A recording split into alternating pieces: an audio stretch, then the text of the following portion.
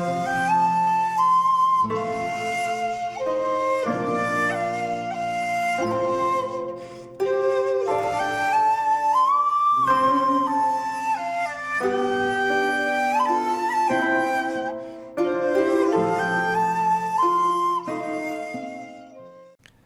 there, this is Solitary Ronin from Solitary Ronin Films, and welcome to part 6 of my Dardenne Brothers season. Today we're going to talk about the 2011 film, The Kid with a Bike. Again, this is available in the Dardenne Brothers 6 film collection by Artificial Eye on DVD. This is one of the 3 films, I believe, in this set that are available in Criterion Blu-ray, but I think that is just Region A on Criterion DVD. This stars Cecile de France, Thomas Doré and Jeremy Renier, who's a regular. It also stars Olivier Gourmet, as you'd expect in a Dardenne film, and Fabrizio Rongione also appears as a Dardenne regular. And it's another simple story by the Dardennes, told in the Dardenne style, as in you're just dropped into it, which is the best way, or certainly, like I've said before in every single Dardenne Brothers video, the best way to hook an audience in by telling them nothing, so you have to figure it out by yourself, rather than being told all this exposition about absolutely everybody in the film in like the first 15 minutes of the film. So we follow Cyril, an 11-year-old boy who is in a foster home, and he's desperate to try and get in contact with his father, who he clearly idolises. There's no mention of his mother at any point during this film. So he tries to phone his father Guy his apartment, and there's no answer. He runs away from the home to go to his father's apartment. He gets into a medical centre, causes a bit of trouble with his care workers chasing him. He literally latches on to Samantha, who we later find out is a hairdresser, played by Cecile de France, to kind of shut him up and stop him running away to find his father. The concierge opens up the apartment, and it's obvious his father's not there. He's moved out a month ago. He has sold his motorbike and Cyril's bike, who again, Cyril's bike, which gives a great performance during the film, is pretty much a symbol for his father, because I'm assuming his father bought it for him at some point. So he originally thinks the bike was stolen because his father wouldn't sell it, but obviously his father did sell it because he was desperate. And because of this event and this interjection into her life by Cyril, Cecile de France arranges with the foster home to take Cyril on the weekends. She has her own hairdresser salon. She has a boyfriend, Gilles, which at some point she has to choose between her boyfriend and Cyril, and she obviously takes the side of Cyril. Again, because I am Solitary Ronin, this is probably my least favourite Dardenne brother, just film. Not my least favourite Dardenne brother. I don't know what my least favourite Dardenne brother is. Just because of the subject matter, I don't find it as interesting as their other films. You know, to me, why somebody would foster a child is beyond me. Why somebody would have a child in the first place is beyond me. But that's beside the point. That doesn't. That's just. It's a perfect example of how, depending on your beliefs or depending how you think, your reaction to a film will be completely different to somebody, for example, who takes foster kids in, has had a series of foster kids. This film will speak to them on a completely different level to me. And because the Dardennes aren't interested in people expressing their reasons for doing things, they just show you the people doing things, and by their actions you work out why they're doing it. I would have liked to kind of hear her reasoning for doing it, the psychology involved in her doing this, because Cyril feels nothing for her. Certainly in the beginning of the film, because Cyril just sees this essentially weekend pass as just a way of finding his dad. It wouldn't matter if it was Samantha or any other woman or man who'd agreed to take him out of the home. It's just essentially a weekend pass so he can find his dad. So his reasoning has got nothing to do with it's Samantha. So with Samantha's help, she buys the bike back from the guy that his dad, sold it to. She gets a number, so they arrange a meeting with Guy, the father, played by Jeremy Renier.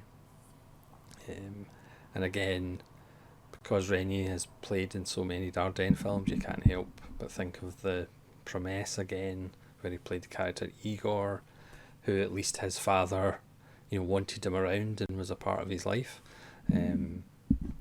So we meet Jeremy Renier eventually. He's 40 minutes late, so they have to go track him down in this kind of kitchen he's working in.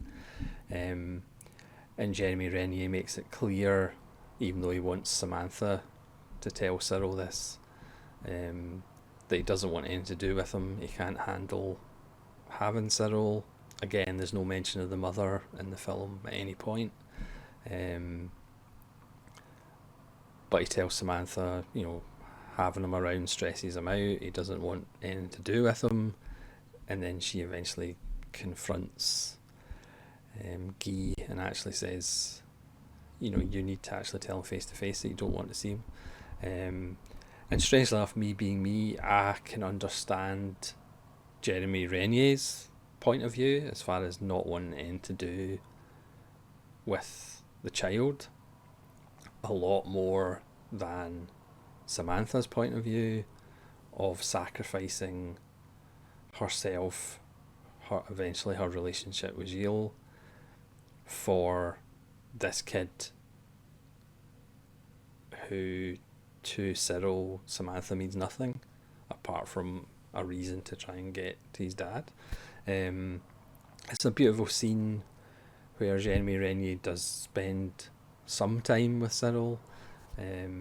He's preparing food for the kitchen, and Cyril, obviously idolises his dad, and has him on a pedestal at that point, and is desperate to help, so he asks, can he stir the sauce, and you can tell he's just desperate to do something with his dad, because again, that's the symbol of the bike. So he is, when he finally gets it through to him that his dad doesn't want anything to do with him, obviously he starts acting out. He becomes violent, he self-harms, and again eventually he falls in with the bad kids, led by a character who's obviously bad because he's got slick back hair, and he's known around the town as the dealer, and he gets involved with him. He's a kind of a younger version of Fagin, who's always looking for kind of young kids to do jobs for him and get involved, but then he can wash his hands and say it was nothing to do with me. And that's where I'll pretty much just leave the plot. Again, I'll leave it to you to go watch the film. I'm not going to give away too much more of the plot, because things do happen. There's consequences to the actions and kind of consequences to those consequences. Again, this is another wonderfully played Dardenne film. Again, they introduce music. I know it's crazy, but they just have a kind of motif that appears 2 or 3 times during the film. So the last film, The Silence of Lorna, they just had a little bit of piano in the last scene of the film and the end credits. This one, they introduce this motif right up front, and then they play it a couple of 2 or 3 times during the rest of the film. It reminds me a lot of the Preisner kind of motifs throughout Shizlovsky's work, especially Three Colours Blue, where you would just get that burst of music just for like 10, 15, 20 seconds. So it's kind of similar to that, even though there's not as much of it, but they are kind of increasing their kind of musical palette. Again, because it's the Dardennes, because they just are brutally honest with their filmmaking. You know, for example, if this was remade in America, it would be a lot more melodramatic. It would be a lot more emotional. There is an 18-minute interview with Cécile de France on this, and she talks about, you know, having to tone it down and not being overly emotional and just letting things happen naturally without over performing. Because again, the Dardennes just get to the truth of things without having their actors being over the top or so again, that's something that, you know, if it was remade in America, you wouldn't get that. You'd probably get more melodramatic and more large acting. It's a great performance by Thomas Doré as Cyril. Again, you know, sometimes with child actors, there's a kind of precociousness that you can kind of sense. Whereas again, the Dardennes, when they use younger actors, there's just none of that pretense. It just cuts through to the truth because their films aren't over stylized. It's another wonderful film. Again, it's just not my favourite because of the subject matter. But again, it's beautifully crafted. You know, as soon as Cyril joins up with the bad boys, again, even though a lot of it is shot in sunshine, like their next film would be, you still have this sense of existential dread that something bad's going to happen. Because it's the Dardennes, something bad will happen. Spoiler alert. Yeah, it's just another wonderful, you know, it's only 83 minutes, and again, that's a perfect length. Their films never outstay their welcome.